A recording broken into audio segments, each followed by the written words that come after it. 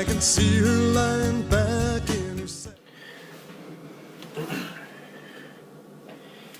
Happy Homebrew Wednesday. So it's been several weeks since I've done one of these, and it's about time that I get back into it. But before I do, here is a look at Nelson Calrissian.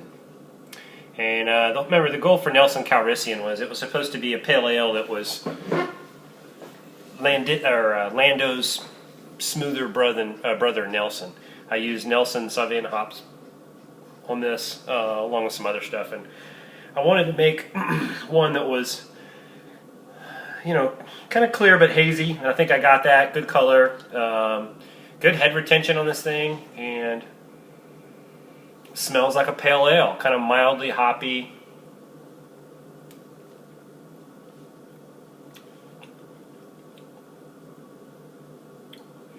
And it's very smooth. It took a while to get there.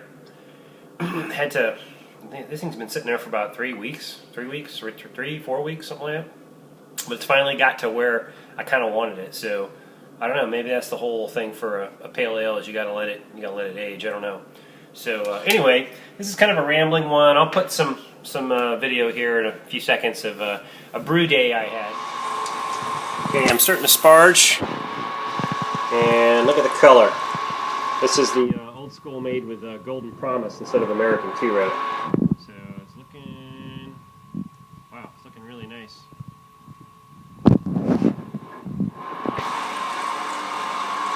Got to get a little bit more water in the mash tun.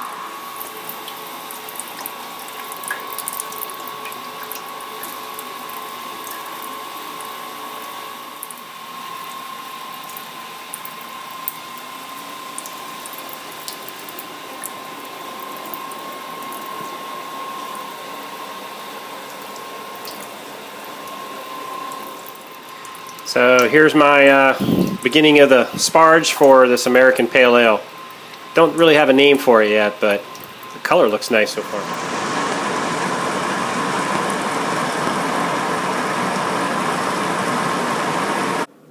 I did a brew day on Monday.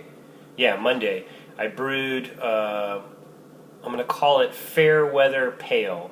And it's a pale ale that I'm doing for my office, and I work in the largest office building in the world, and I think it's the largest office building in the world.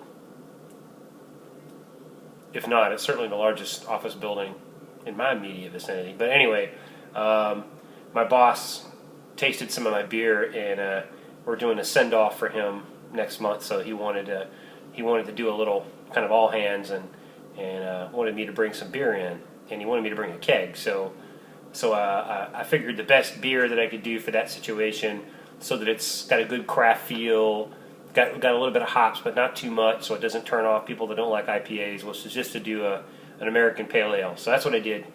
I won't go through the grain bill. Yeah, maybe I'll put the grain bill up here later, but I'm using, Falconer's Flight and Ron Mexico hops on it. I used some Caramel 40, some Caramel 10, some Two Row, some Victory malt, and a little bit of honey malt. And then I use London Ale yeast. I got the idea, kind of the inspiration behind this one was I've been drinking this beer from Avery Brewing Company called Raja. I think it's for Raja. And it's an Imperial IPA, and it's made with Galaxy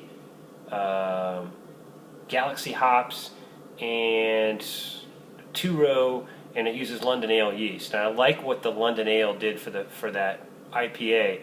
So I said, let me try. I've never used a London Pale. I've always used a California Ale, which is kind of neutral taste, right, for my pale ales. I said, let me try a London Ale and see if I can get a little more esters out of it, and figured it'd be kind of a nice malt complement to the Falconer. So Falconer's Flight, I've never used that before, and I've heard good things, and it's got all kinds of qualities supposedly it brings to the beer, so I'm looking forward to that.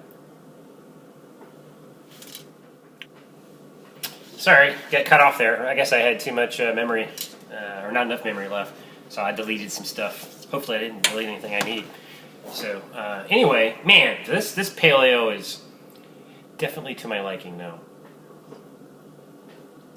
So I think I talked about what I used in it. I also might show a little bit of footage I did from the old school double IPA.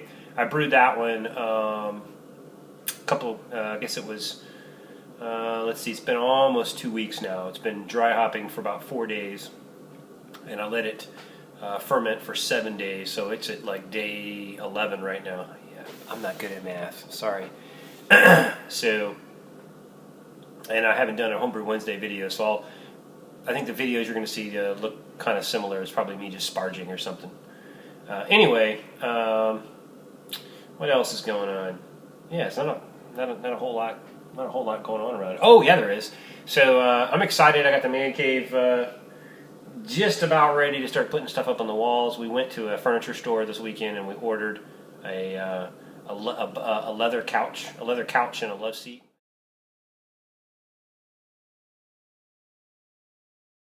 And the couch has got a console in the middle with like beer cup holders. I'm telling you what, man, if you haven't been to a furniture store in a while, they've got some amazing stuff. They had this one couch, this leather couch, and it had a console in the middle, had a beer holder for the passenger and the driver, and there was like it looked like an iPad screen console kind of in the middle, and you could dial up like massage and heat and vibrations, and it was like power everything. And then you could hit it. This is the cool part. You could hit a button, and the cup holders would start cooling. I mean, and it was like ice. I mean, it would get really cold. I thought that was pretty cool. A little overkill, but for a techno weenie like me, I thought that was very cool. My wife was not having it. She didn't like all the vibrating. I would have that thing on all the time, and she's like, I can hear it, So then I disappeared. She's trying to get me to walk around with her and pick an entertainment center, and I disappeared because they had these recliners. I mean, one of them was like $15,000, and I sat in this bad boy, and you've probably seen them before. Your legs disappear in these little, form-fitting little troughs, and you put your legs in there, and it starts massaging your calves. And then there's little things where you slide your arms in, so your arms disappear, your legs disappear. Then it's got the shiatsu going on your back. I mean, this thing bends you up like a pretzel. $15,000 for this thing. And I sit in there, turn it on, and it's getting ready to start. And Heather's like, "What are you doing? Let's go." I was very frustrated. I'm going to go back to that store when she's not, I'm going to be taking some vacation days over the next month. I'm going to go in the store, and they're going to say, "Can I help you?" "Oh, don't worry about me. I'll be looking around." I'm going to go sit in that damn chair for a couple of hours and get every bit of that $15,000 out of that thing. Anyway, I digress. Sorry about that. So we bought the sofa and the love seat leather. Looks really good with the colors we have in here, and we're going to put that. Now I get to go get the big screen TV, get the entertainment center. We need an area rug. I need to get the dartboard, and then we're like cooking with Crisco after that. We're ready to start hosting. So anyway, so that's going well. I've got a lot of brewing to do. A lot of brewing. Going to the Outer Banks in July. I'm going to be retiring from my current job in the next month, and then taking a month off. Actually, I'm taking a month off. I'm going to take the whole month of July off. So the middle of July, we're going out to the Outer Banks. We got a beach house, and I'm going to go deep sea fishing. I'm going to go find whatever craft breweries in the area. Just to have fun. Looking forward to that. But I've got my uncle coming, my German cousin, my other cousins. They all like craft beer. My aunt. So I need to go brew up some good, IPAs, pale ales, porters. I'm going to bottle up a bunch of beer. I'm going to bring a couple of kegs, and might be overkill, but I can tell you what: if the zombie apocalypse happens while we're out there, we're not going to die from a lack of fluid. So anyway, got that going on. What else? Oh man, the National Homebrew Competitions or Convention.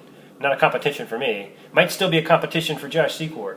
But that's coming up. I'm looking forward to meeting all you guys. I met a bunch of guys up in Philadelphia. Looking forward to meeting a bunch of you guys now. A lot of you guys are having some things going on. I know Mr. Feck is, just sold his house, and he's moving into a new house, and he's getting that all decorated. So wish him all the best, Mr. Feck. Hope you enjoy the beers. I'm certainly enjoying yours. Matter of fact, I plan on enjoying your Shakespeare Stout this weekend. So, what else? So Nate, from under the table, he's looks like he's getting all settled in Georgia. He'll be glad when he gets the rest of his family up there and gets his life somewhat settled. I know what it's like to be bouncing around from houses. It's no fun. I've done it many times. So wish him all the best in that. I got to start catching up on Homebrew Wednesday videos and 24-ounce Tuesdays. I've just I've been overcome by events lately, and I pop on the round table every once in a while and say hi to everybody. But I've been trying to get everything kind of caught up at work. I don't want to leave everything when I retire. I don't want to leave any loose ends. I want to close everything up and have all my actions complete and have my replacement set up for success. So I've been kind of busy at work doing that. I've got personal stuff and medical stuff and all kind of things that when you retire you got to take care of. So I'm doing that. And I'm brewing. Did I mention I'm doing a lot of brewing? I got a lot of brewing coming up. Would love to do some UVUs or freaking Google Hangouts or whatever you call it with you guys. I know we got the big brew coming up on the 7th. I don't think I'm going to be brewing. That's kind of problematic. I might have to relook that. I might have to do a big brew virtually. I know SJ Poor's got the big brew going on at the Grain Bill. I'm sorry, man. I can't make it up there. And I don't really have any gear that I can haul around anyway. I need to fix that. I need to have I got this system behind me now that's kind of semi-hardened, but it's stationary. But I need to have the ability to do a mobile brew kitchen. So I don't need to mention that to my wife for quite a while. Matter of fact, I still got to go get her some earrings. Mother's Day's coming up, and so Friday I'm gonna have to go out and get her some gold earrings. I think I know what kind, although I suck at. I mean, I used to wear an earring back in the day, like a earring, but I don't know anything about earrings. But I need to sort that out. So, anyway, all right. Well, listen, I've rambled on for about 7 minutes. I'll show you some brew footage here if I haven't already cut it in. Hey, have yourself a very. I'll say, well, I need to get some more shout outs. Hold on now. Shout out to Rock On Beer. Dude, you're killing it, man. You got some funny videos out there.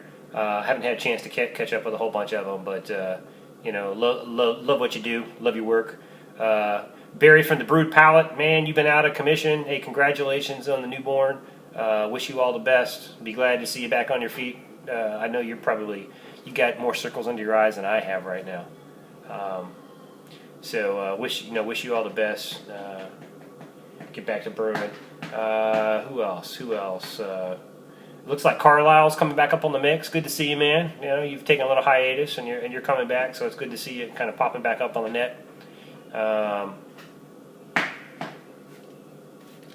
Until next time, 12 toes up. Cheers. Creeping down my back stairs. Sometimes I think it's a sin when I feel like I'm